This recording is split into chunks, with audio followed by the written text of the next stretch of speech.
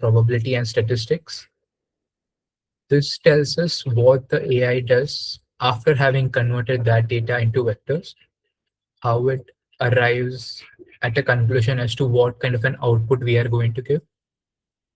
And there we will discuss some few equations in this topic. It's a little equation dependent, but don't worry, they aren't complex at all. Okay. Then we will move on to advanced math. This will largely comprise of calculus concepts, and it will help you understand the decision making part. How is it that an AI knows this is the word that in the AI's opinion is most likely to come next, or this is what the user wants from me? We'll be discussing all that, and we will go a little in depth into the architecture that is employed in neural networks. So yeah, and then at the end, although we have written this as a separate section, real world use cases will be employed throughout the presentation to ensure that you guys are able to connect all the math with something we use every single day. Okay, let's move to section 1. Why math powers AI? You see, when we input a word, a very basic word, even something like, let's say, cat, the computer or the LLM, it is capable of storing the word cat into its data. It will store it in the form of 3 characters. We know C, A, and T. And it can do some things with it. It can display it, it can store. Sometimes we can even change that. But what it really cannot do is understand what a cat means. It does not know. The moment we think cat, we get some picture in our mind. AI does not know how to do that. Two very similar words like cat and car, they have only one character that is different. But the AI does not know that these two words they represent completely different things in the real life. So computers cannot process language or images as simply as we do, as intuitively as we do. They can only work around with numbers. Let's take a look at how that happens step by step.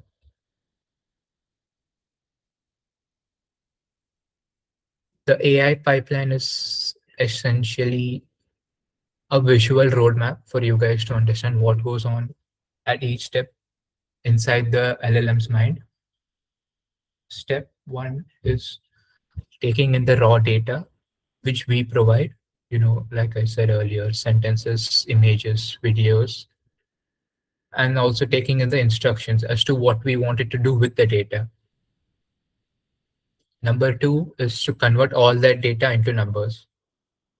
If we give AI an image, it will convert that into a vector, which will store some parameters, like a number between 0 and 255 will represent the brightness of your image.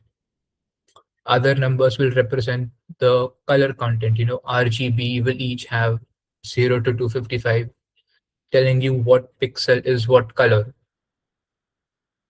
The word cat that we discussed, a small, tiny word cat, will become a vector of almost 300, sometimes higher dimensions. And every single one of those dimensions encapsulates some or the other meaning or property of the word cat. We'll get back to this later on in word embeddings. Step 3 is to perform mathematical operations on the vectors that we have produced from the raw data. This largely encompasses matrix multiplication, which is something we are quite familiar with. Matrix multiplication is used every step of the way in a neural network's thinking. And you will see this very clearly, very visually once we get to that slide as well. Next part is learning. By learning, what I mean to say is, after it performs these mathematical operations and does all these matrix multiplications, at the end, the AI arrives at some matrix after having done all of this. That matrix, in a sense, represents the AI's answer or what it has learned after performing all the operations on our raw data. Learning also means once AI gives an answer and it compares it with the answer that is the right answer which we have provided in the training data set. When we train large language models, it will check how wrong it was. What is the error percentage? Then it will use calculus concepts like gradient descent and loss function optimization, and eventually through millions and millions of iterations reduce that error to a global minima. Okay. Then step 5 is prediction or decision, wherein probability comes in.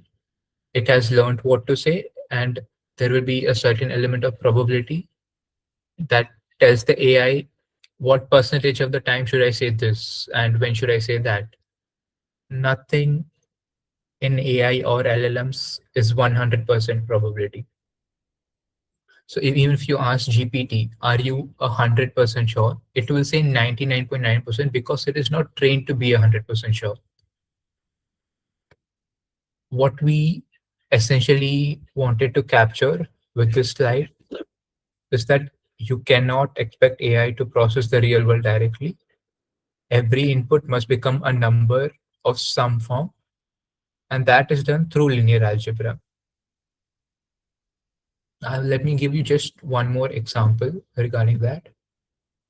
If we give AI an input of a color video, that color video using linear algebra is represented as a 4D tensor.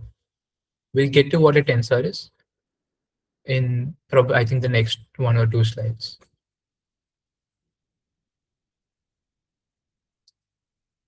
You know, linear algebra has people have worked on linear algebra for millennia, and among the most widely used use cases of linear algebra before all this AI was in things like solving systems of equations, really basic math, or uh, let's say understanding geometrical shapes, maybe a little bit here and there in vectors and their transformations. Nobody ever thought before something around the 1970s that linear algebra would come to power practically what is nowadays considered among the most important technologies in the world. So let's understand it from the very beginning. We're all aware what scalars, vectors, and matrices are. I'll just give you an example to illustrate how they are used in modern AI systems. A very simple one would be GPS tracking. You know, to give the location of any point on Earth, we need two numbers. We need the latitude and the longitude. And these are measured to several decimals to ensure that the location is precise. So every time GPS operates, it uses a vector of two-dimensional vector which contains the latitude and longitude that pinpoints a specific location on the Earth.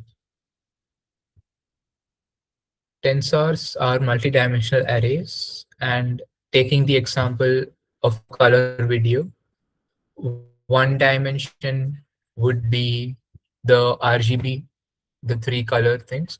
One would be the number of frames that are present in the video, and the other two dimensions would be the height and width of the video. That is to say, the video quality, in a sense.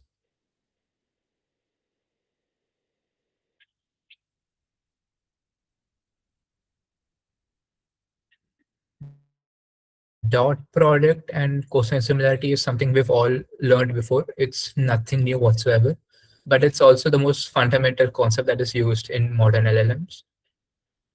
When we type a query on Google, and we and Google gives us several thousand pages ranked in some order with the most relevant results on the first page.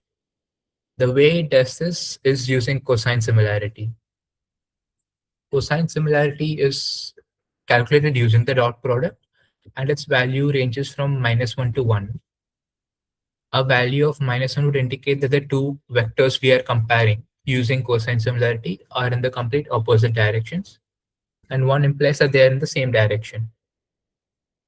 The way Google does this is it will take in our input query, transform that into a vector, compare that vector with the vector that is associated to every single page in Google's databases, and there are billions of pages. It will compare which has the highest cosine similarity, and the results with the highest cosine similarity show up on your first page. I would, however, like to point out that this does not include sponsored websites, who pay Google a little extra to put their name on top.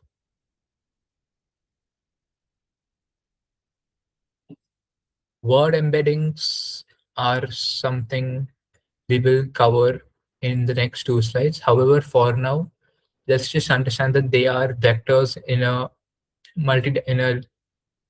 dimensional space that can stretch to up around 3000 dimensions in modern GPT-4 and Gemini models. Okay. We're going to move on for now to the next important topic, which is matrix multiplication. We all know how to do matrix multiplication, and we've also learned that this is used every step of the way in AI's decision making process. The reason this is so important is that, if you've taken BIT's engineering physics course, you will know that vectors and matrices are practically the same thing. If you want to do something to a vector, it is the same as taking a matrix associated to that vector and multiplying it with the matrix associated to some other operation that you want to perform on the vector, right? And AI does these kinds of operations thousands and thousands of times a second. And this is not something you can do with an ordinary CPU. There are special computing units called graphics processing units, which we use to perform several millions of these calculations per second. Whenever you send a message to ChatGPT, what is that? The first thing, it becomes a matrix of vectors, which we discuss is the numerical representation of our data. That matrix gets multiplied by a weight matrix W, which has been predetermined by the training data that the company has used to train that AI model. The output of that operation goes on to the next layer. The next layer will multiply it by a different W, a different weight matrix, and this happens hundreds and hundreds of times. The GPT-3 model has about 96 layers, if I'm not wrong, and every layer transforms the representation of the matrix and extracts higher and higher features from the matrix. I just want you to think about something real quick. GPT-3 has 175 billion parameters. This 175 billion parameters are all numbers and weight matrices. And every time GPT generates one word, just one word of an output, it performs trillions of these matrix multiplications in milliseconds. That is why GPUs are so important today, and that is why companies like Nvidia are so dominant in today's landscape. Another small thing that you may have noticed, but I would just like to point out exclusively, is that the higher the number of parameters, the bigger the weight matrix, and the bigger the matrix calculations that you have to do. And something to connect this matrix multiplication is that we have learned in our DSA courses how to perform these matrix multiplications in an effective manner that takes less computational power and also less time. Right? The next concept we're going to discuss is eigenvalues, eigenvectors, and PCA. PCA means principal component analysis. Okay. Now, as we discussed earlier, every input gets converted into a vector, right? And as I believe most of us have learned in our physics course, Eigenvectors are vectors which, when you perform perform an operation on them, they do not change their direction. They only change them by some constant known as an eigenvalue. The formula is AV equals lambda V, where V is the vector and A is the operation matrix. Why this is important is that in our data, the eigenvector that is the eigenvector with the largest eigenvalue points in the direction of the maximum information that your data contains. So since we have a dimension of 3000 dimensional space, if we have this one eigenvalue that is pointing us and saying this is the direction where most of the important patterns in the data can be learned, then this is a very important thing because we then don't have to scan the entire space unnecessarily. PCA, let's understand PCA as some kind of a compression tool, essentially. Let's say we have a customer data which has some 10,000 features, age, purchase history, city where the purchase was made, etc., etc. Most of these features have some kind of correlation in between them. What PCA does is that it finds the eigenvectors of the data's covariance matrix, which is basically covariance is the direction of maximum variance, and it projects those 10,000 features into the top 50. So what we've essentially done using PCA is reduce 10,000 dimensions to just 50 dimensions, and we have retained over 90% of the important attributes of the data. A slight extension of this concept is called eigenfaces. Eigenfaces are employed in face recognition. So instead of storing, let's say, 100,000 pixel values per image, you store just the top 50, 100 important values. Guys, give me a second. I have to give attendance.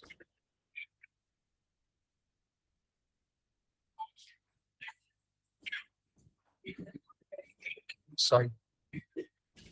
Yeah, so we reduce it from 100,000 pixels to just the top 50, 100 pixels, which works well enough for most CCTVs or our phone face recognition cameras to know who we are and to recognize the person essentially.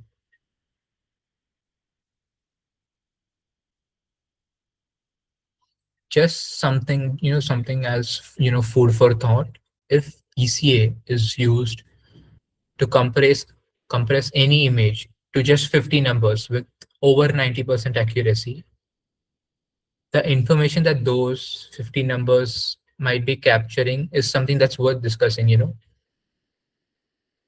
What we have to do is essentially think, what is it that really separates one human face from another, such that if we only take 50 parameters, then we can reasonably identify that this face is different from that face. And that's something I like for you guys to think over.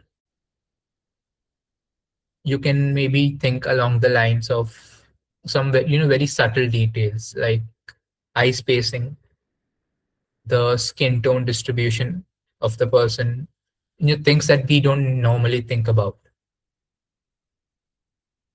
In short, providing a very straightforward summary of what PCA is, it essentially gives us the top components that capture the most features about the data, the things that differ the most, the things that tell us this is what the data is all about.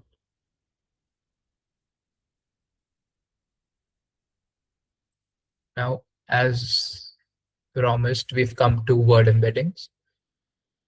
This is this slide, I would say, is probably my favorite slide in the entire PPT because although word embedding is a mathematical concept, we don't need to understand any math to understand what is word embedding. What word embedding does essentially is that if we have a given set of vectors and we want to find what the next vector is going to be, we use an equation wherein we either add or subtract subtract those vectors in some combination, and that leads us to the desired vector. And this is illustrated, very clearly in the examples we've given right here. So if I have the country Paris, the country France, and its capital being Paris, and we have the country Germany. To find the capital of Germany, what we can do is we can take Paris minus France plus Germany. So we're taking the capital, removing the city that we already know, putting in a country, not city, a country that we already know, putting in a country whose capital we need to know, and that approximately gives us the capital of the country we need to know. One very important point I would like to point out is this is where some AI bias might take place, as shown in the third example, where we have doctor minus he plus she equals nurse. As you guys know, doctor is a term that can be used for both men and women. But here the AI or the model is assuming that doctor only means he. And these subtle differences, these small differences that come in place while we do word embeddings can mean a lot, because word embeddings help us capture the true relational meaning between words. And if AI, makes such small mistakes, then the output ultimately can be something disastrous. An example of when, this went wrong is a few years back, Google had this image classifier tool, wherein if you gave it an image of a fish, it would say this is a fish. If you gave it an image of a lion, it would say it's a lion. But sometimes, and I think this was around 60% of the time, oh, and of course, I would like to point out, not on purpose, if you gave that classifier tool an image of a person from Africa, let's say a person with dark skin tone, because of some bias in the model, because of some error in the model, it would incorrectly classify black humans as chimpanzees or gorillas, and the opposite way as well. And Google faced a lot of backlash over this, and there were a lot of calls from the developer community to fix that. But typically you expect that the ethical thing to do would be to retrain the model and to fix the bias. What Google did at that point of time was it just removed the criteria of describing something as a gorilla entirely. So it did not fix the part where the AI was going wrong and saying a human is a gorilla. It just told the AI outright, you cannot call anything a gorilla from now on. And that's an easy way to do things, but it's also largely unethical because the AI still has a bias. The way we train these embeddings to an AI is that you give a small, a very basic neural network a huge amount of text, and the task that you provide the neural network is very straightforward. You have to predict surrounding words given a central word. Essentially, what you're asking it to do is, given the word good, you also have to predict words like great or amazing, words that are close in meaning to the word good. The neural network never actually uses the final output. That is something very important. What it does do is that the internal transformations that take place in the neural network through the several hidden layers of the neural network, the network develops these layers, it adjusts them so that over the course of several millions of these, what do you say, question and answer sessions, it can provide the right answer a maximum number of times. As discussed earlier, every word is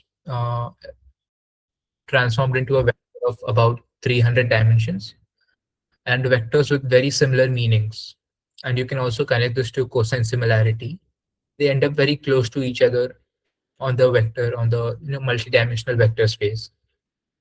So words like good and great will be very close to each other. and great will have a slightly higher magnitude than good, whereas the word bad would be in the opposite direction. When I say dimensions here, and I say that we use dimensions to represent these vectors, models, they they have predefined dimensions that we set as developers. So for example, country to capital is a dimension, as we saw in the France and Germany example.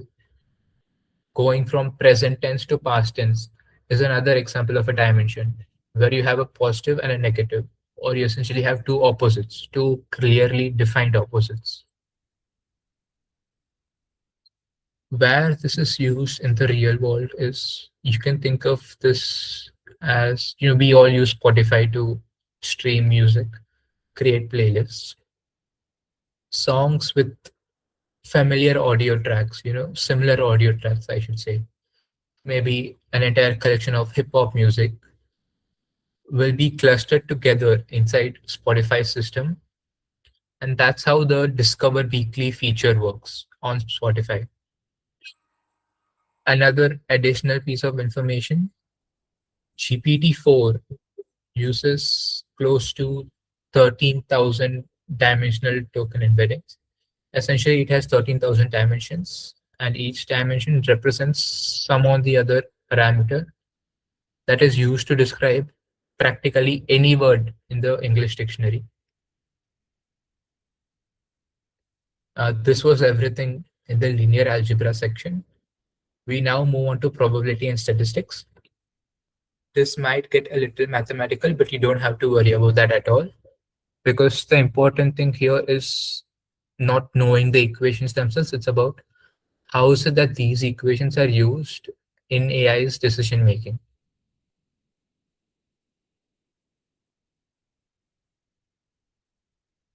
Okay, coming to the fundamentals.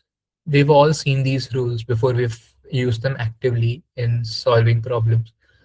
The chain rule and Bayes rule, I think we were introduced to it in high school itself, including the law of total probability. Conditional probability and independence is a slight extension of things like Bayes' theorem and is used quite actively in AI, actually. If I were to give you a practical example of where this could be used, let's say we need to detect spam emails from a given database of emails. The probability of spam being something about giving you free money, like somebody just sent you a spam email saying, click on this link to collect 10,000 rupees. The probability of a spam being because of free money would be the probability of a spam being into free money times a probability of a spam occurring divided by the probability of you getting a free money call. And this is what Bayes' theorem is all about. Although Bayes' theorem, this was a very basic example. Bayes' theorem is used extensively in highly specialized fields as well, like medical diagnosis. Given that we have so and so test results, how likely is it that the patient has so and so disease? These are things where it's used. Other use cases would be things like autonomous vehicle decision making, wherein given that we have a set of obstacles, what is the probability that the vehicle should go left or should go right or should it stop? Things like that. Chain rule and law of total probability are quite self-explanatory. Chain rule essentially tells you that given an event is going to occur, what is the probability of another event that is going to occur after it? And the law of total probability is essentially used in something called EM algorithms. We don't have to worry about that right now. It's just a bit of information for you guys to suck up.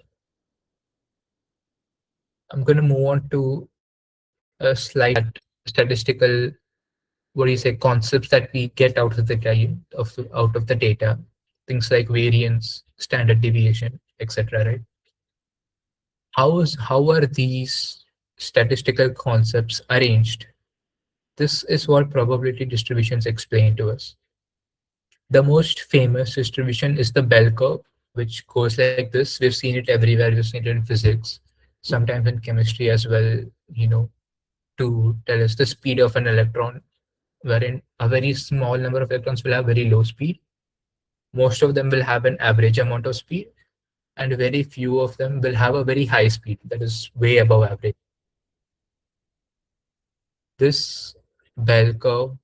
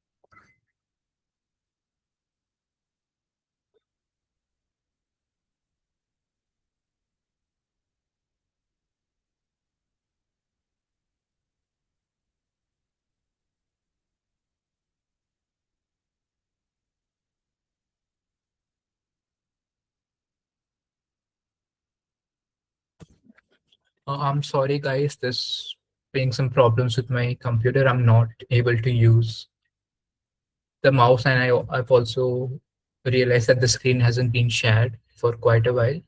I'm trying to figure this out. Just bear with me.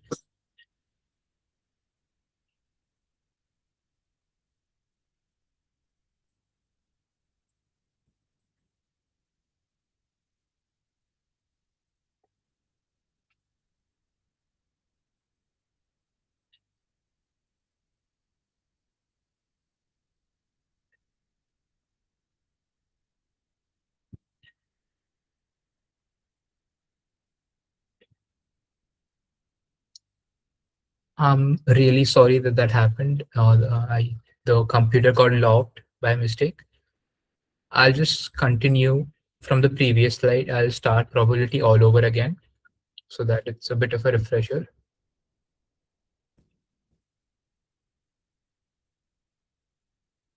The first thing that we see in probability is the chain rule. This is something we've used consistently in high school as well. And this essentially tells us that given the probability of an event A happening, what is the probability that an event B will also happen after A has happened? Next is Bayes' theorem. This is used widely, practically in so many fields. So just to give an example, some of them in medical diagnosis, fraud detection, and spam detection as well. It essentially tells us how often does a particular category of spam occur in spam emails. The example I took earlier was this scam of being offered free money. It tells us that we have so many emails that are spam.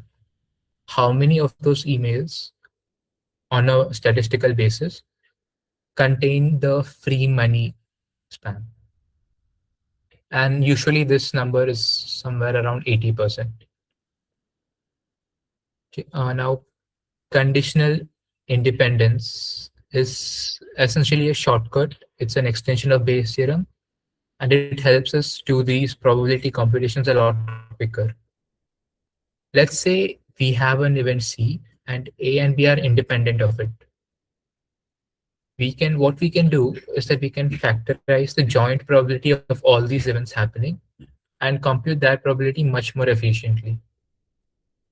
The naive Bayes theorem assumes that all features are conditionally independent, given that we have a class of all these features. And this is such a huge simplification. It's a very practical simplification as well.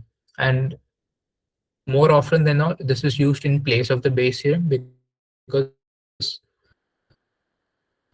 it helps speed things up and it helps save some space as well, in the GPUs. Moving on to probability distributions, the most famous parameters here is the mean, and the second is the variance. We see this distribution everywhere in AI, and there are some very specific reasons for it. One of them being the weights that we initialize in neural networks and loss functions, which we will see ahead, are initialized from a Gaussian distribution. Many other real world quantities, like income, for example, there are very few people who earn very little. Most people earn an average or a median amount of salary, somewhere close to it. And there's also very few people in the world who are ultra rich. That represents a Gaussian curve. Now, another distribution is something called the categorical distribution.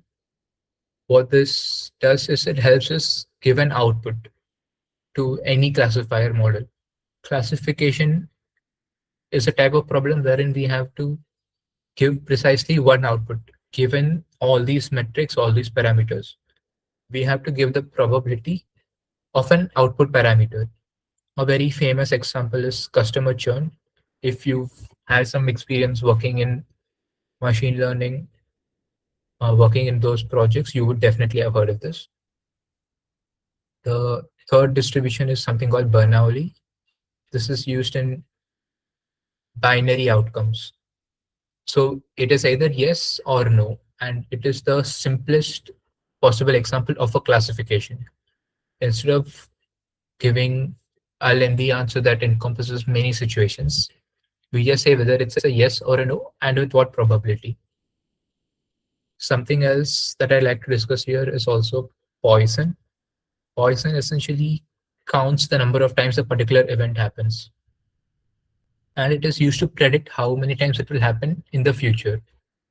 So, given our historical databases, what is the probability that, or should I say, I'll rephrase it, how many times will a fraudulent transaction take place in the next 24 hours? That is to say, if a credit card is stolen or the PIN of a card is compromised, how many times does that happen in the next 24 hours is something we can predict using Poisson graphs.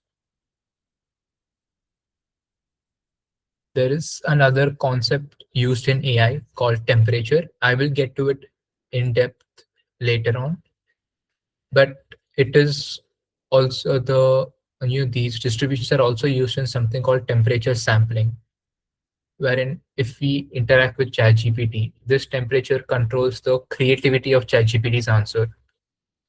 And the way we use this temperature is using a softmax output, which uh, Arya will be discussing with you guys later on. Moving on,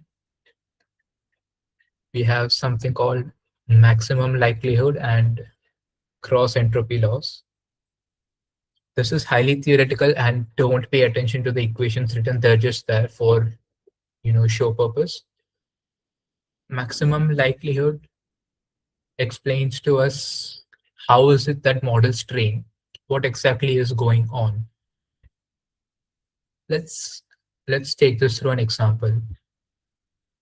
Given a data set, we need to find some parameters, some set of parameters that make the training data most probable. That is to say, given this data set, how is it that we can connect the parameters in this data set to the training data? Because the training data is what the model is very good at. It has already practiced it many times, and that is what it wants to relate to. Each and every time it makes a decision. GPT, this means we have some text in our training data set. We adjust the weights in our neural network so that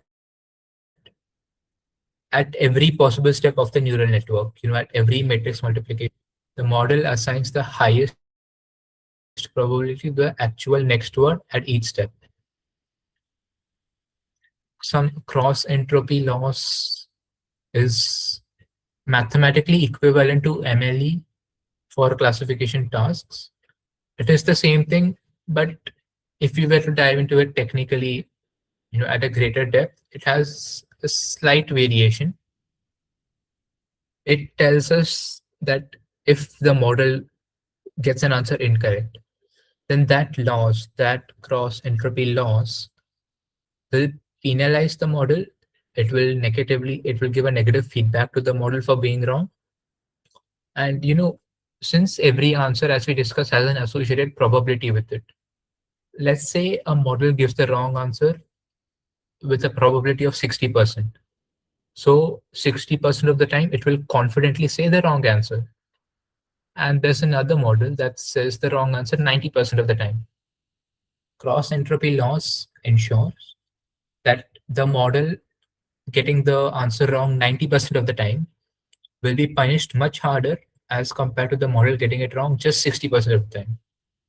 And this is done using logarithmic calculations, which again, we don't have to worry about all that much. An extension of these two concepts is something called KL divergence. That is to say, we know that the model has done something wrong. We have used MLE and cross entropy loss. We've done something wrong. But how wrong is it? If I ask a model, given the word cat, predict something that is similar to a cat. If it says dog, it is somewhat wrong, but it's okay, it's acceptable. But if it says something like the Burj Khalifa, I mean, that is insanely incorrect, right? And this is what the KL divergence helps us measure. It measures the distance between two probability distributions. If P is the correct distribution, what the answers should be coming once we input millions and millions of data set lines, and we weigh them on a distribution, and Q is the distribution your model is giving us an output, then this KL divergence will explain to you just how much information we are losing when we use Q instead of P, when we use the model instead of the ideal case, essentially. Now we move to something called normalization. You know, we took an example earlier on about customer data, right? We had age, city, things like that. Let's take the same example, but this time we're only going to consider two parameters. The first parameter will be the customer's age, which is, let's say, 25. And the second will be how much the customer has spent in a given period of time. Let's say, for the sake of this argument, 3 months. And the customer has spent close to 5,000 rupees in 3 months. Now, when AI takes these things as an input and it sees the number 25, which is for age, and it sees 5,000, which is for spending, without normalization, it will assume that this 5,000 is much more important than 25 because the difference is huge. 5,000 is here, 25 is here. But this is not right. It is equally important what age demographic the customer belongs to. And it is also important how much they are spending. How invested are they in your product or in your service? Normalization helps us scale down these values to a comparable extent. So it will essentially bring down that 5,000 and it will bring it closer to a scale of, since we have age at a scale of around 18 to, let's say, 80, it will reduce that 5,000 to a similar scale to ensure that both the parameters are treated equally. This is something that we do on the outside. This is something that is done with our data, input data. Batch normalization is something that is normalization that is done to the weights and biases inside our loss functions, which we will discuss in the calculus section. Another thing called layer normalization. We discussed earlier that there are tens and thousands of dimensions in a model. It helps normalize these features, things like age and spending, across 10,000 dimensions, across all those layers. It is used widely in transformer models like GPT, and if you've also heard BERT. The next thing we come to is something called bias variance trade-off. The total error is bias square plus variance plus noise. This is important to us because this is very fundamental to machine learning. There is no way we can completely eliminate bias. Inevitably, there will be something. There will always be a variance in the input and our training data, and there will always be some noise. As you know, noise cannot always be excluded.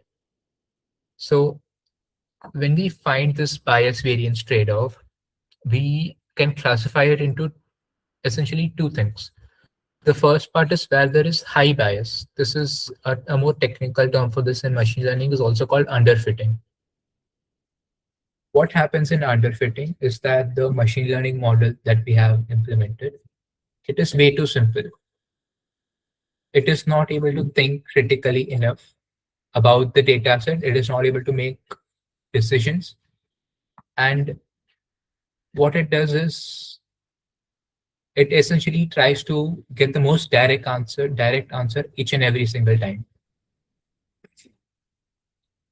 The second part would be high variance, which is also known as overfitting. This model is not too simple, it is the exact opposite. It is way too complex. What it does is, instead of trying to understand the patterns fundamentally, what it does is it memorizes them. And what happens because of this memorization is it can perform with the training data set very well because it has memorized everything, it knows everything. But the second you give it a completely new testing data set, it will fail miserably. And that is because it has not been able to find patterns the right way. Mm. Now we've covered all the basics, all the fundamentals, and we're going to move to the advanced section now, which is neural networks and LLMs. Mm. Everything we've covered so far is the building block. We've added the cement, poured the bricks on top, done everything right. And what we're going to see in this section is the architecture of that building. Neural networks are considered the architecture of any LLM, but there are many things about neural networks that we don't exactly understand. We have the input layer, which is all the features that have been converted from the raw data, and we're inputting it the right way. There are tons of hidden layers wherein we don't know exactly what happens. Something goes on inside, some calculations, some matrix multiplication, and the model comes to an output. This is why now I am talking about something very basic here. But when we really try to extrapolate this logic, this is why sometimes AI is called a black box. We have given AI something and we know what it will output. But exactly what thinking leads it to give that output is something we do not know. We do not know 100% what AI is thinking about, what it is doing under the hood. Now I'm going to break apart these layers one by one.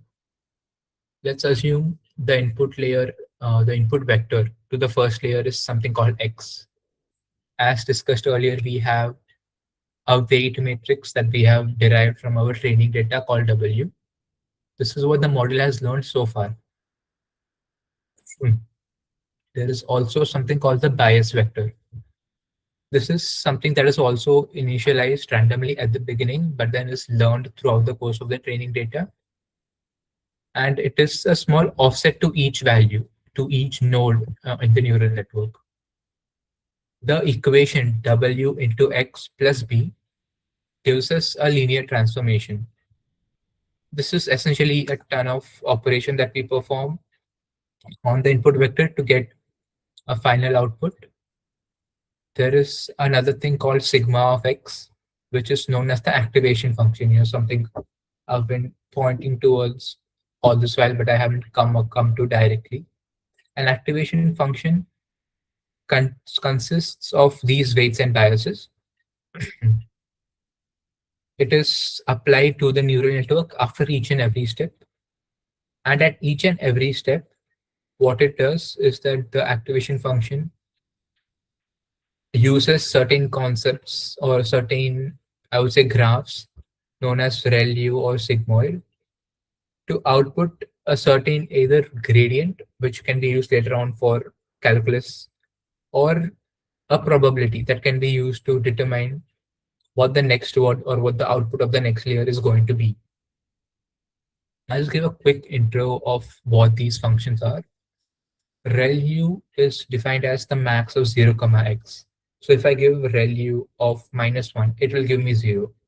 If I give ReLU of 1, it will give me 1. This is the industry standard and it is the default activation function we use in the hidden layers. And it solves a problem known as vanishing gradient. You don't have to worry about it. It's just something for you guys to know. Sigmoid gives us an output that is always in the range of 0 to 1. And that is why it is used in probability, because it is highly capable of taking an input and giving it a value between 0 and 1, which can represent the probability associated with that input. We also have something called softmax, which will be explained much more in detail. So I'm going to leave it right now for the time being. The input layer takes in the vectors that we have converted using linear algebra. It takes all the word embeddings, it takes all the hidden meanings, and passes it through several layers of, wherein we don't really understand what's going on, but we know that the model is learning. We know that there are transformations going on inside those layers that allow the model to understand what exactly is going on in the data, uh, in the data set. The output layer is the final prediction. Each node in the output layer is a distinct prediction, and each prediction will have an associated probability with it, which indicates how many times will the model come out with that prediction as its final answer. I'm going to move now to what is arguably the most important thing in all of machine learning, a math fundamental in machine learning, which is backpropagation. We spoke about activation functions. There's another kind of function called loss function. What this does is it essentially gives us our error. So what we've done, we've taken the input data, we've passed it through several layers, acted on it with tons of weights and biases. And at the end, we get something which may or may not be our required output, which may or may not be the correct output. So the loss function compares our value or the model's value with the correct value. And what it does is it tries to, and our job as a programmer is to minimize the loss function. Because if we minimize the error, then we can be sure that the model will maximum number of times give us the right answer. The way we solve this loss function is through two concepts known as backpropagation and gradient descent. Backpropagation is essentially we calculate the loss function at one layer. We find that it is some value. It is not the minimum value. So what we do is we go a step back, we reinitialize the weights and biases, and we check again. Is this new error value lower than or higher than the given our initial value? If it is lower than, the model will continue along that direction. It will initialize the such that the loss rate is decreasing. And the graphical way to represent this backpropagation is something called gradient descent. Let's assume we have a 2D space. We have a function, let's say f of x square. and we need to find the minimum value of the function. Initially, we've randomized it, and let's say our input is x equals 5. What it will do is it will have the f of x equals x square value to be 25. Then what the model will do, it will take a number that is close to 5. It will take something like 5.01, and it will calculate the square.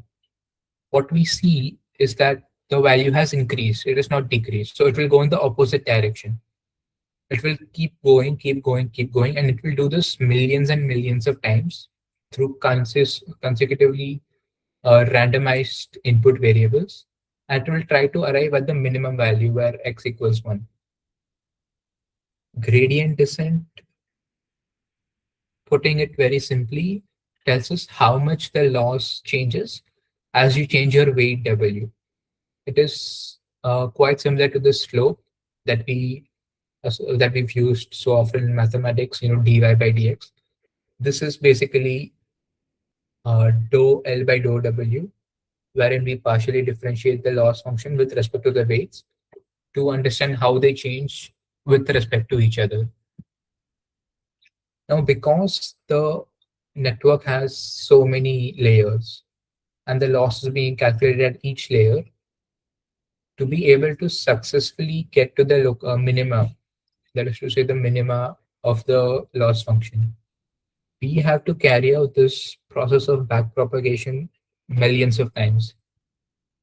Sometimes, however, unfortunately, it so happens that the model lands on a minima, except it is not the global minima, it is the local minima. So let's say for a hypothetical function, we have the global minima to be y equals 1, but then the model keeps settling on a local minima that is y equals 2. In that case, it is not able to go out of that local minima, right? Because if this is the local minima, both directions that you go in represent an increase in the loss function. And so the model thinks that this is indeed the global minima. It does not know what to do. So in such scenarios, it is not the model, it is something wherein we have to uh, interject in between. And we see that, even though the model is running millions of calculations, millions of backpropagations, the error isn't decreasing. So we think that although the accuracy should be higher, it is not high enough. What we do is we randomly reinitialize the weights and biases again. We shift it to a completely random part of the graph, and then we run this back propagation again and again. And we do this reinitialization again several many times, and then the least value that we get out of all these, right? Because at some point you will reach the global minima. You will not always stick to a local minima because you are randomly reinitializing your variables. You will reach the global minima, and that is when you know that the model has reached the highest accuracy under the given training data, under the given input, and so on. There are other concepts like Adam Optimizer or mini batch SGD, but these are just what do you say, improved versions of gradient descent. We will not get into it right now, but if you would like to explore, these are the concepts that you would want to look at. We will now move on to something called softmax, and Arya will take over from here.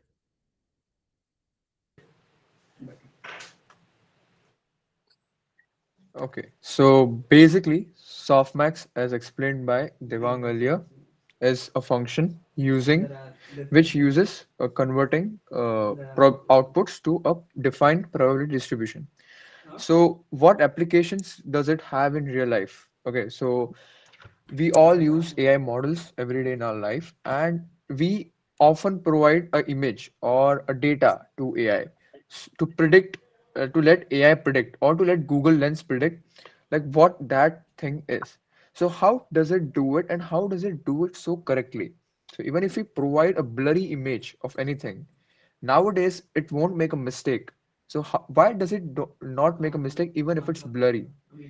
So it uses softmax for that purpose.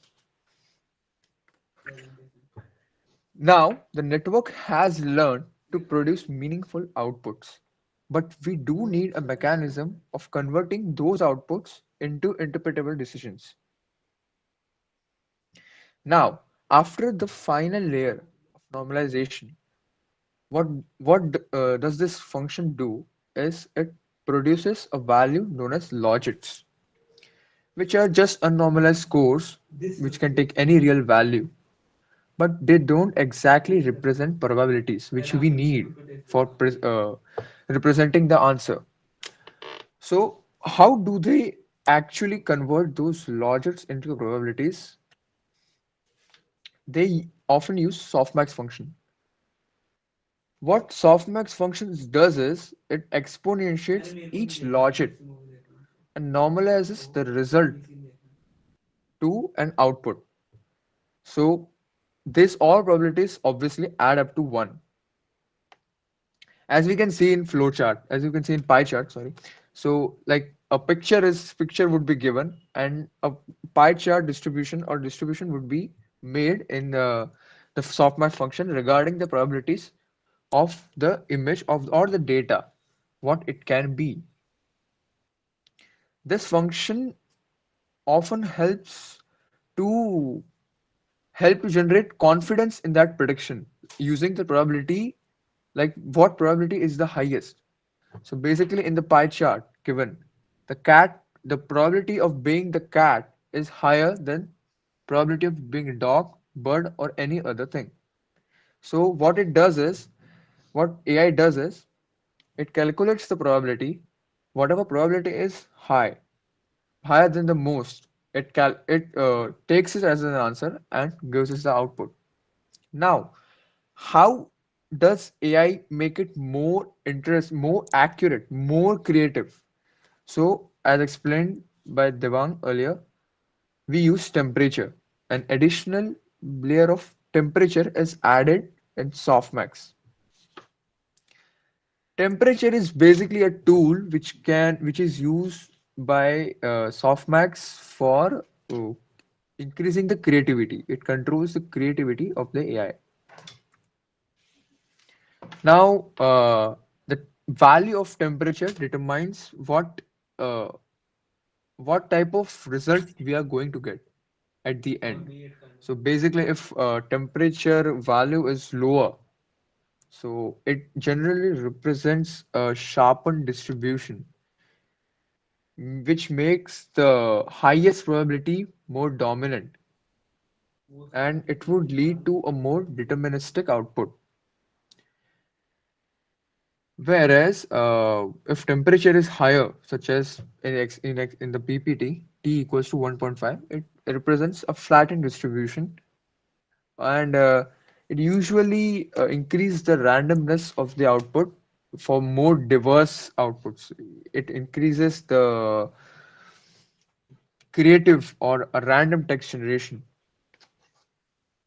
This mechanism is used for generative models, not for very much research related models, where generative models in sense where we are using for image generation or document generation or video generation of in which we don't have the data to do so by in the so it basically generates using diverse outputs and it gives its own idea. So now we'll go to transformers. So what transformers is? It's basically the engine of LLMs, latest LLMs models, and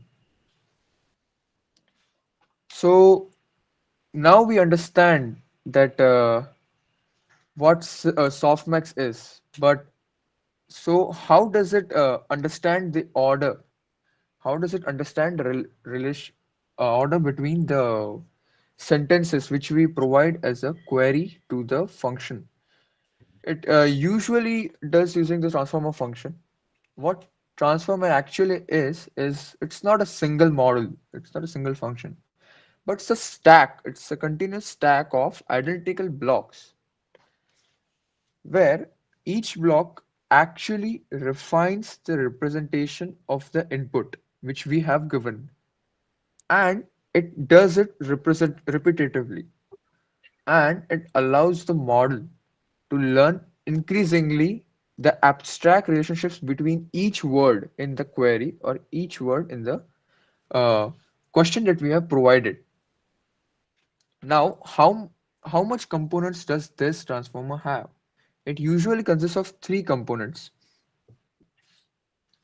So first component is self-attention, which will we get into it later on. Okay. The second component is feed-forward neural network. Uh, what that is it is applied independently to each token which we have generated.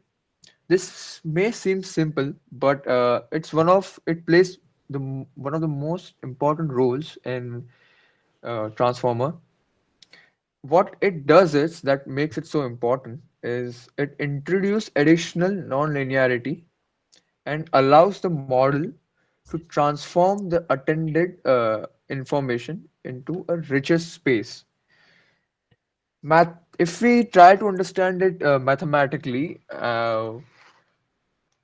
it's just a function, but it consists of two linear transformations with an activation function, which was explained by Devang earlier, and it acts as a local processing unit after global attention has been computed. Now, the third component is residual connections.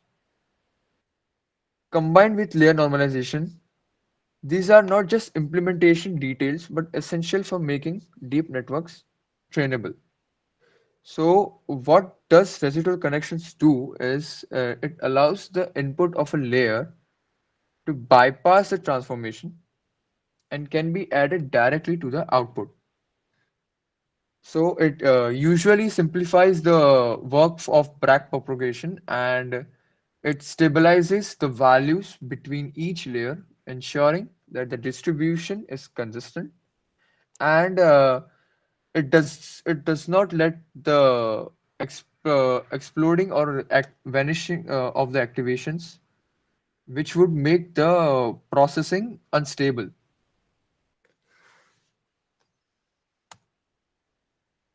Now we move on to self-attention, which is the known as the heart of the transformers.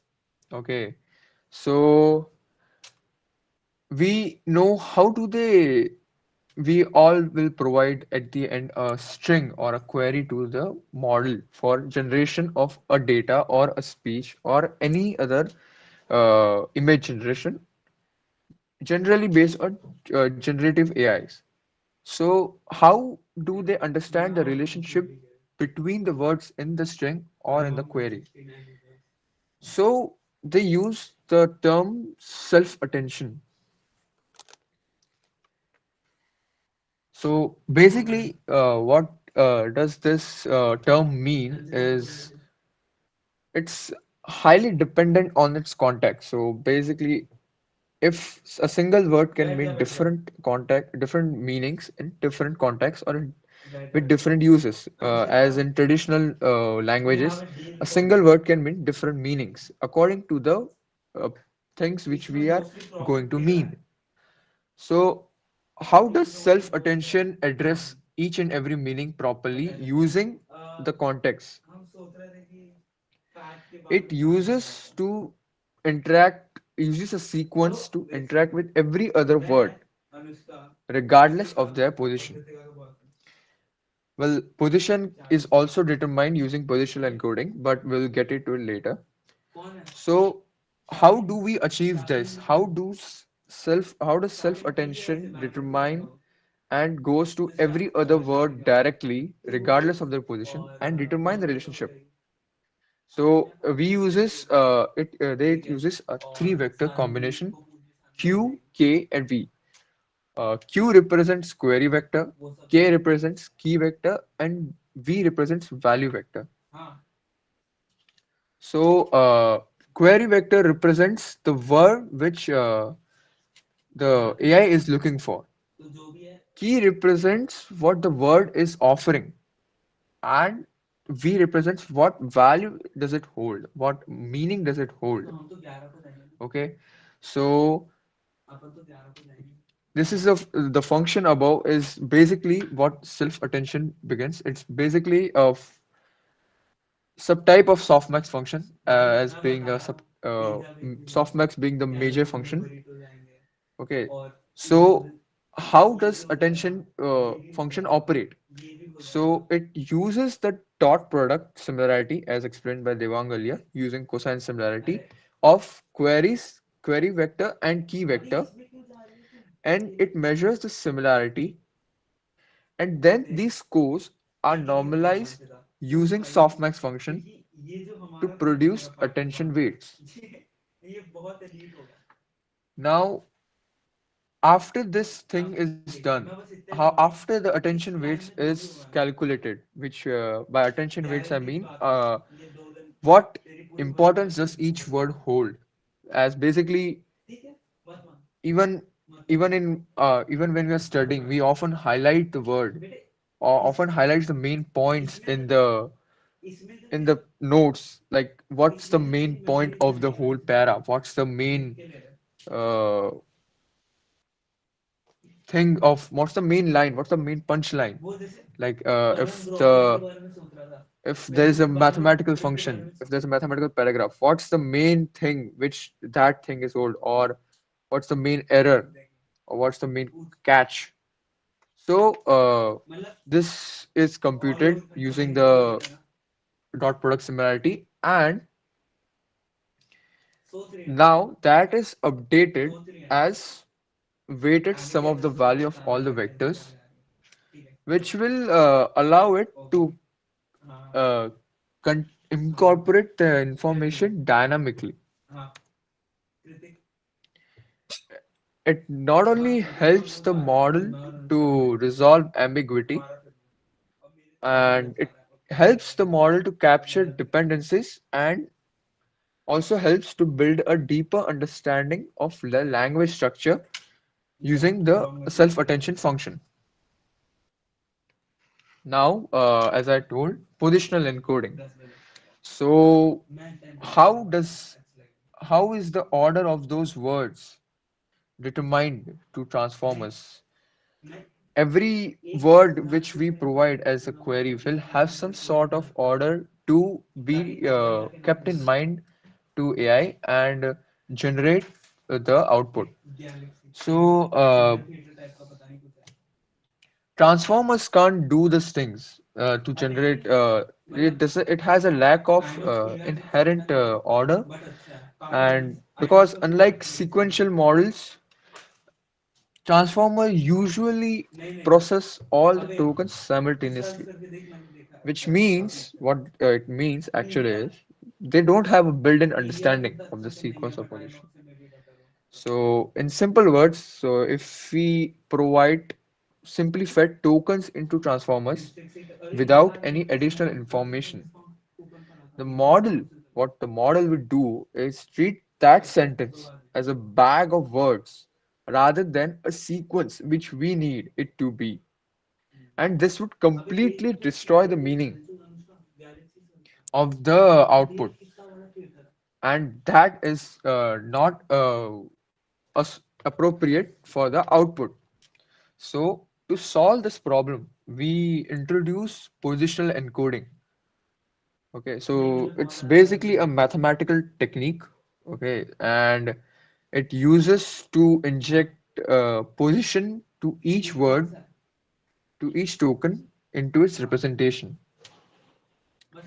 So the most used approach in positional encoding is sine and cosine function at different frequencies, where each position is mapped into a unique pattern across several dimensions. And that pattern is added to token embedding before it enters the transformer. So why do we use sine and cosine functions? So basically, the reason is sine and cosine functions are used because they produce a continuous and smooth periodic patterns.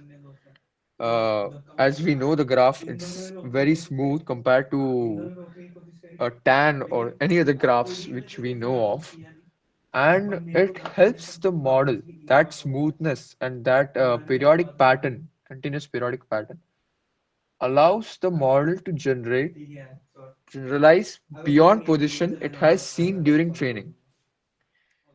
What what this sentence mean is it can handle sequences longer than it was trained for because of its continuous nature.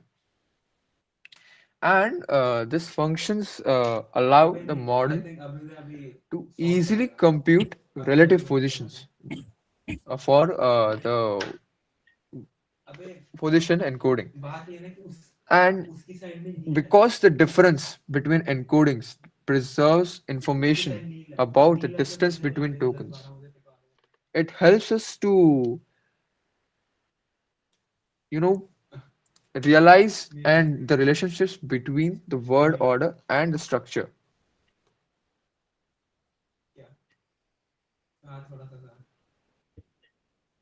Okay. Now we will go to the real world use cases which we should which we use daily to day basis, which we don't even realize that it has math majorly as an important part going on. So first of all is Instagram. Okay, so we all use Instagram, we all have our own Instagram pages, uh, we all have a much higher screen time in Instagram than we are supposed to. Okay, and we and we all scroll reels, and it, the feed pages, the explore pages will vary according to each page, according to each person. So how does that happen? Why does all the people in the world have different Instagram feed or different Instagram interest pages? So it's a basic mathematical multiple layers of machine learning models. So when we open Instagram, okay, so the platform is not randomly showing you any content, right? But it is solving a ranking problem, okay, where thousands of possible posts are scored and ordered based on how likely you are to interact with them. So basically,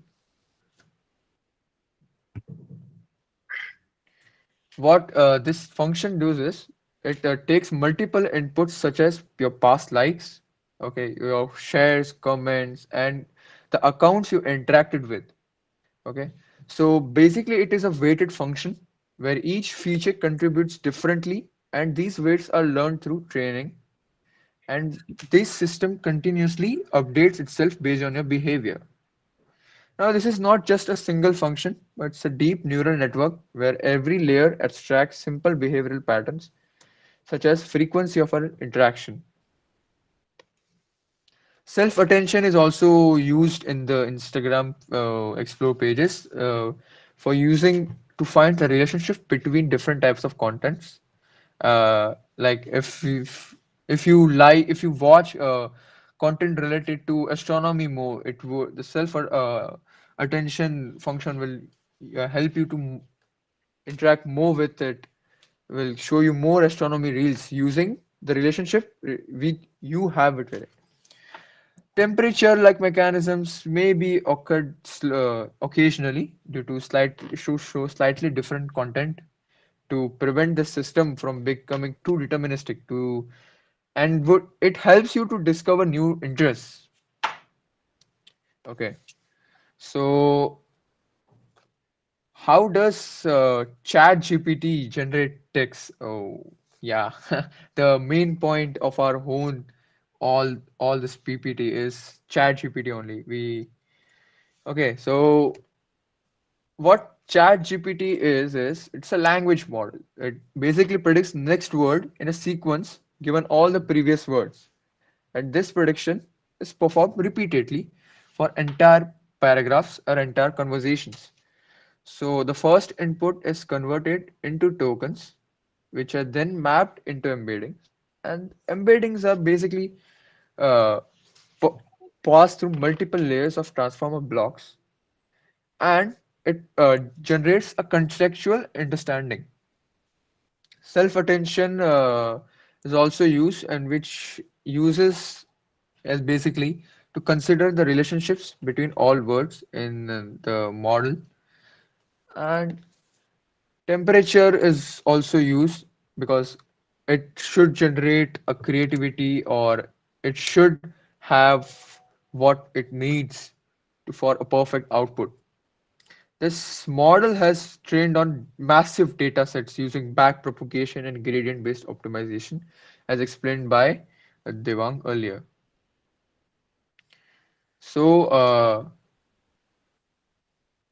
after ChatGPT, we come to Google. Okay, it's a highly used search engine. R- Okay, it's one of the most used search engines, obviously, and ho- so it's in the case of Google, it's not the same as ChatGPT or Instagram. So basically, it it should have more relevant information from extremely large uh, pile of documents. So when you enter a query, when you enter your doubt, this system first converts your text into a numerical representations, which are basically vector representations, and it allows the system to understand different phases with similar meanings that should produce similar results. So basically, it goes through all the data of the documents, it searches for the similar meanings using the embeddings, and then it provides you with the most relevant information to you. So this ranking model is just again a multiple inputs to a keyword match, and it combines using learned weights to produce a relevance score. Basically, what I just said. Transformers and attention plays a crucial role because they allow the query, us to understand the context rather than just matching keywords. It allows us to allows the model to learn the context and distinguish between the queries that have the same words but different meanings. By this, what I mean is the word bank in river bank, but versus the word in bank account. The word it contains are both the same, but meaning is whole is uh, very different. So this is achieved through attention-based representations. So basically, Google search is just a large-scale application of embeddings, attention, and ranking functions operating over massive data sets.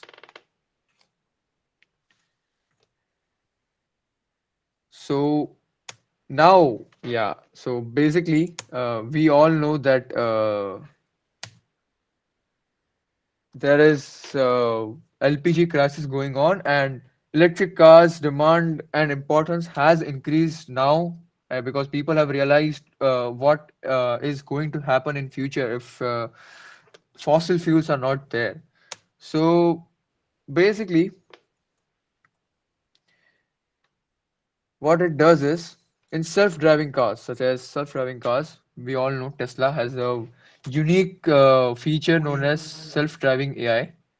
So basically, what it is it's a raw camera data represented as a tensor, three-dimensional tensor, as explained by Devang earlier. It uses convolutionally neural networks, also known as CNNs. So they are basically three by three matrices across the image, and at each position, a dot product is computed between the filter and the local patch. This is done on the whole image. So basically, cosine similarity is used, and it helps us to determine what path it is going to trace.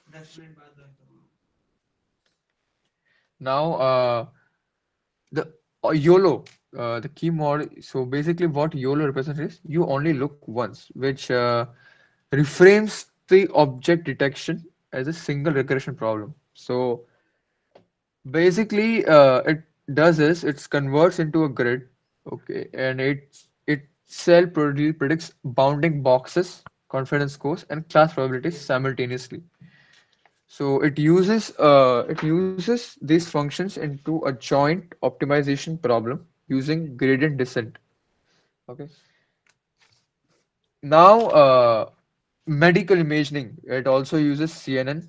Okay, and it's again an input of pixel intensities of matrix, and output is probability, and and again it uses softmax function for to convert that into the highest probability, and it gives us the output. Okay, so now we'll move on to diffusion models. What actually DAL-E is? Okay, we all know that it's generative AI. So this AI, this model, this diffusion models is based on two processes, the forward process and the reverse process. So what does this forward process mean? So basically we start with a real image and then we gradually add Gaussian noise to it over many steps. Typically the steps can be ranging from hundreds to thousands, and then it ends when the image becomes with no recognizable structures. Mathematically, this is defined as Markov process, in which each step slightly changes the image and it converts into a standard normal distribution. So, so now we will show you what actually how does AI work using an activity.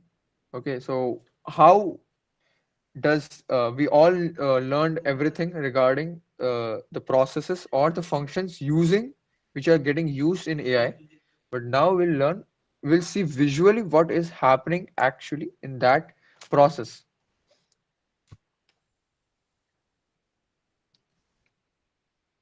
Oh yeah, just give me a second to go right there.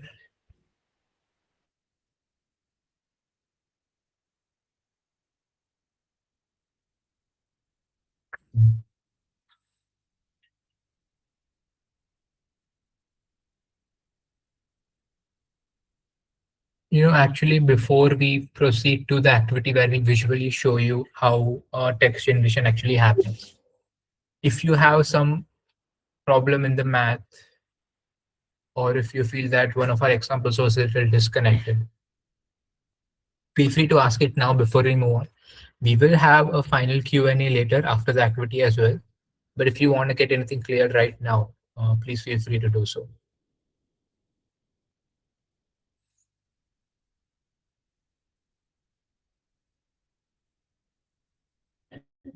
Okay, no problem. This is a website known as Animated LLM. I got it out of GitHub. What this does is it shows us how a transformer is going to generate text, and it's going to show us the inner workings of the transformer. I've just taken some random default model. I will explain it to you how the output changes using a highly deterministic temperature as opposed to a highly creative temperature. We have 0 and 5. I'm going to set the initial animation speed to medium so that I can let you know what exactly happens at each state. It will all be shown here visually as well. So let's go. These are our initial words that I'm asking to the AI, who are you? Then what it does is it follows a series of transformations that we discussed. That is, things like embedding that into a vector space. And then, as Arya explained, taking those embeddings and assigning them positions. Then it will perform the attention function to each layer and then give that attention output to the next layer, which is this feed forward layer that we see here. The last hidden state is something that tells us the probabilities as shown here. You guys can see that the word am is the most probable word to come after the word I.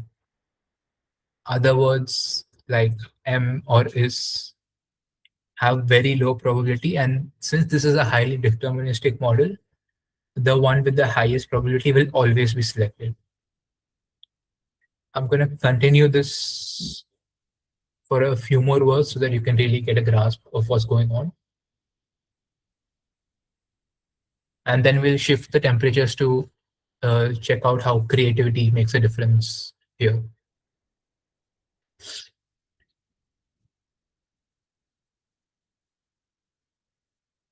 Coral is the AI's name, by the way, in this case.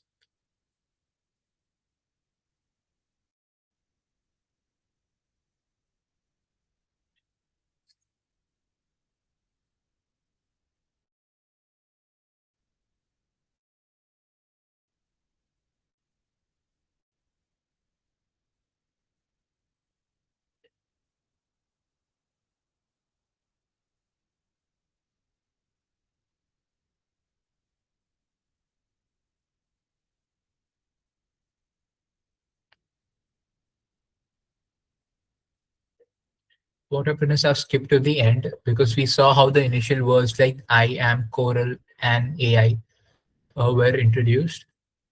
To give a quick recap, these words on the top that you see are the previous words that have already been generated by the AI or have been asked by us as an input query. We then assign various weights and biases. We apply some activation functions, and you can see that the values in the end are reduced to the level of zeros and one. Right? There are no values here that go beyond 0 or 1, which is an example of the softmax function. Then internally, there's tons of hidden layers where the AI, or I should say the transformer, performs tons and tons of internal calculations. It shifts the weights and biases every layer, every calculation, and provides a final output. This output contains a set of probabilities that represent the next possible word that may come, after whatever has already been produced by the transformer. And you can see that the word with the highest probability, in this case it is 89.2%, in other cases it was 99%, is the one that will always come out because our temperature is 0. The creativity or the randomness of such a transformer is 0. It will give you a very predictable answer. Let's rerun this with temperature equals 5, which is the highest temperature here.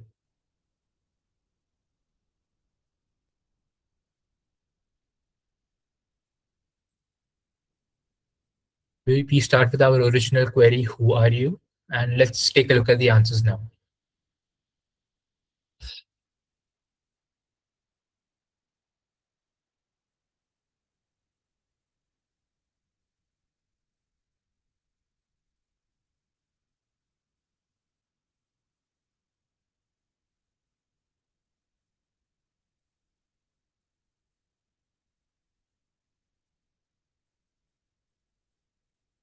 So as you can see immediately, earlier it said I am Coral. Now it says I am Anne, because Anne, although rank lower in probability, the temperature parameter that we use comes in place here. And this allows for the AI to give the same answer essentially with the same meaning, but phrased differently, produced differently, essentially. I would like to remind you that everything that happens in the hidden layers is the exact same. There is no difference whatsoever. Temperature only plays a role in determining how important the final probabilities are. So wherein we used to choose the one with the highest probability at the end, we now choose other stuff as well. And you can see the difference in the answer, right? It's already using complicated words. It's starting off not by introducing its name, which is what most people do, which is what even we as humans do, but it's just referring to itself as an AI assistant for the time being. And if I were to skip to the end of this animation, you can see that it has nowhere mentioned its name in the model answer. This happens because of the temperature parameter, or I should say hyperparameter that we changed there. If any of you would like to, run such experiments on your own, I will put this link in the chat, and you can open it later, and you can, you know, do your own stuff with the model. For now that the activity is also done, we'd like to get back to some, or I should say, an essential summary of everything that we've done here today. I'm going to revert back to the PPT. The link is in the chat box for anybody who would like to visit the link, and Arya will continue from the PPT.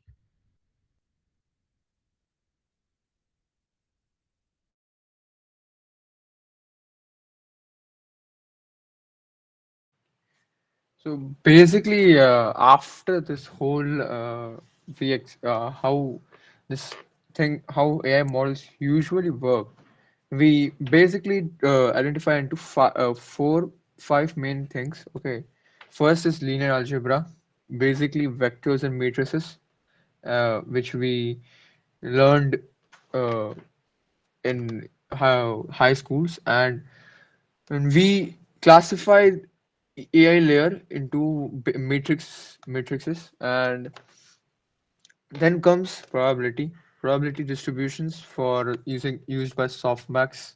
Okay, so AI doesn't generally know facts, but it calculates the probability distribution. Then comes the gradient descent, as explained by Devang, in which AI uses calculus, follow the gradient path to minimize the outcome. So how the lower the outcome is, the lower the loss is, the higher the probability of that being the answer is.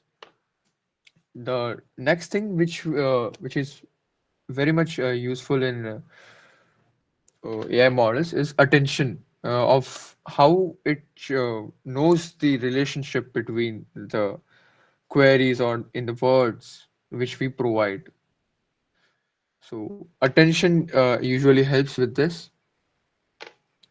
Now, this is the equations which is used by AI, which we don't need to necessarily learn, by the way. It is just a representation how AI deals with this. It's a whole different level of understanding all these functions. But these are the basic equations which is used by AI models.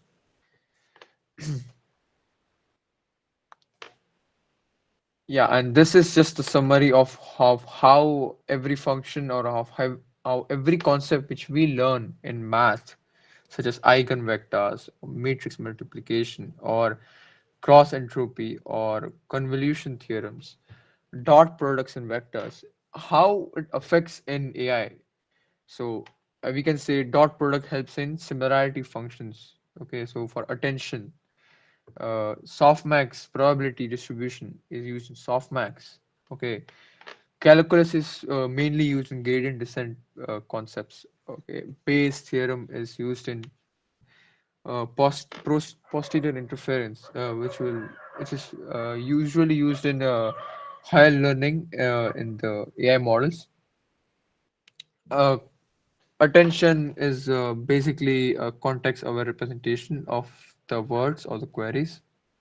Okay, so I would like to go for what resources do we have to learn more deeply on AI models and or LLMs.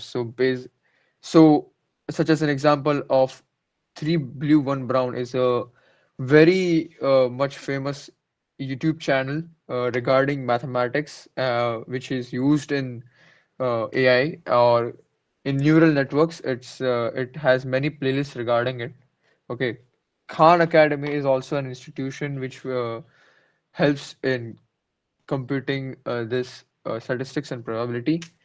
Okay, for if you want to learn regarding LLMs or transformers, there's a channel of Andrish Karpathy uh, in YouTube, which helps in for extensive learning.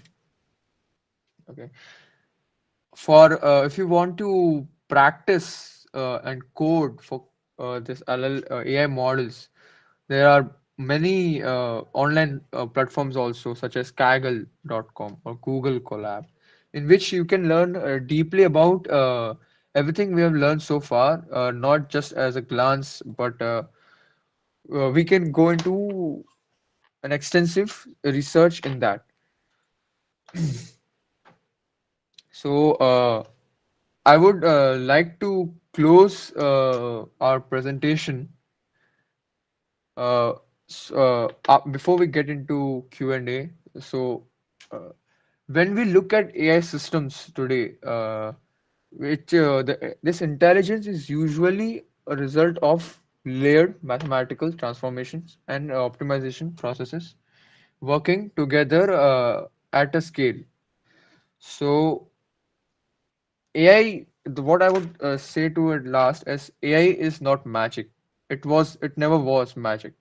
It was just mathematics, structured and scaled to an extraordinary level. Okay, what feels like understanding is just pattern recognition. What feels like reasoning is just function composition. And what feels like creativity is just control randomness. So, yeah, so if any of our audience has any questions, please ask.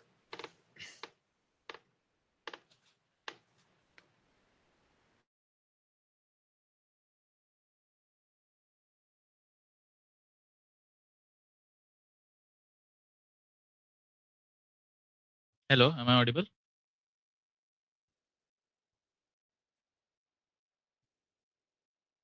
Oh yeah, go ahead. Ashish, right? Yes. So, in the example which you gave in the animated LLM thing, there Hmm. was an output which had a vowel issue. So, I wanted to ask that if the entire model of LLMs is based just on prediction of next word, the probability of it occurring, how are such issues controlled? Like, is it just based on the training data? If the training data is incorrect, the prediction will be incorrect going forward, or do we have some optimizers for that also? You said something called a vowel issue, right? Yeah, the example which you have just generated on the animated LLM thing. Yeah, In in this that, code, yeah, you yeah, can see I am an artificial intelligence assistant. I am an sophisticated AI. and sophisticated AI assistant. Yeah. Also, it is not in this case. It is not because of the training data. You see, the temperature parameter that we've given as 5 is actually very high, and most models don't recommend using such high temperatures. So what happens is, although the word "and" in that scenario, or I should say the word "sophisticated" in front of "and" has a low probability, right? Because it does not match. You need to start with A, E, I, O, U. When you follow up with "and," the high temperature introduces that degree of randomness that gives you a slightly incorrect answer here. It is the temperature, not the training data. Okay, so it's just the temperature parameter. Yeah, in this case, it is definitely the temperature because we've increased it to a pretty high extent. All right, all right. Thank you. Yep. Anyone else?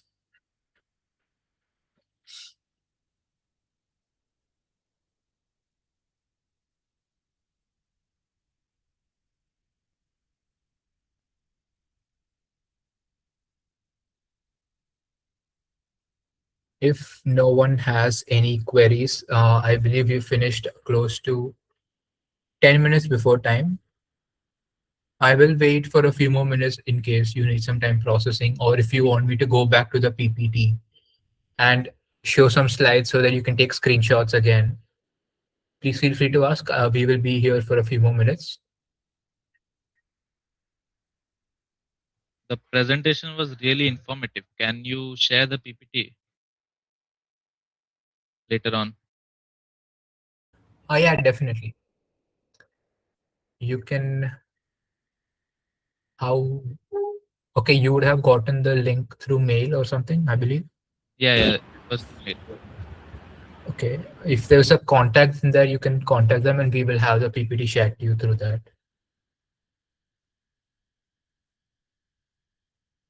Or All right, if thank you. if possible, I will try and upload somewhere else as well.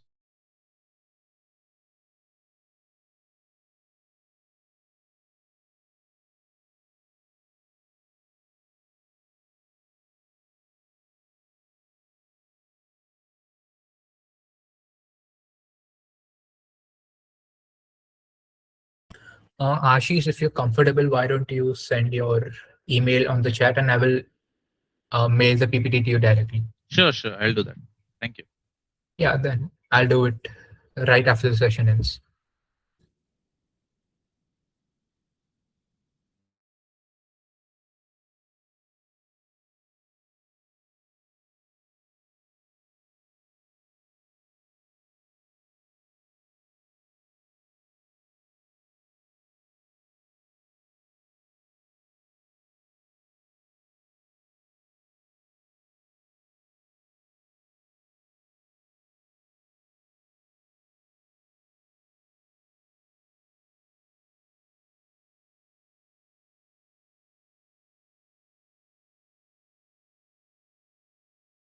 Okay, Aniruddha says that it will be sent on the extracurricular group for everyone. So I think that'll be taken care of, Ashish.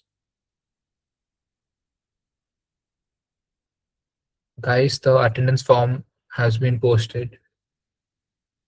Please do ensure you fill it. Guys, once you fill the attendance form and if you don't have any other queries, you're free to leave. Thank you.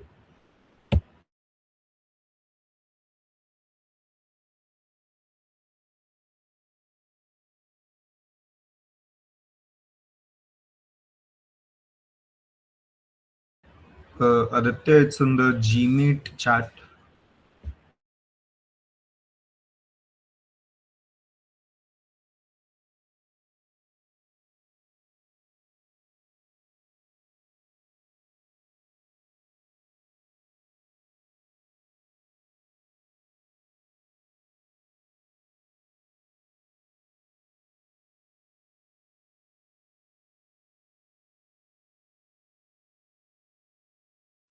I'm not in the EXE group though. So if you can, please send me over there. Ashish, I'll just put my phone number in the Google Meet chat. You can text Okay. me on WhatsApp and I'll share the PPT with you. All right. Thank Yeah, you. yeah, no issues.